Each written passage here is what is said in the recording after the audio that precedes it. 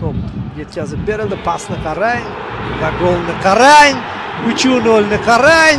Jamshid Iskandarovning pasiga qarang va Anvar G'ofurovning ideal zarbasiga ma'noda aytyapman. Bosh bilan zarba ham zo'r chiqdi. Darvozabon hech narsa qila olmadi bu nuqtada. Va himoyachilar qo'pol xatoga yo'l qo'yishdi, ochib qo'yishdi.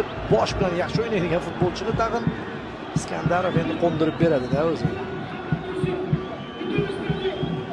G'ofurov 3-0 do'stlar.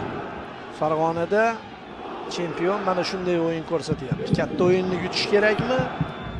Qanaqa yutish kerak edi? Mana bunaqami deyishyapti va yirik hisob qayd etilyapti. O'yinni ketishiga qarab bedim-ku. 3-0.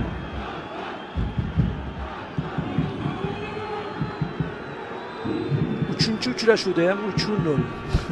Mashal Muborak, Surxon Termiz va Andijon bilan kechayotgan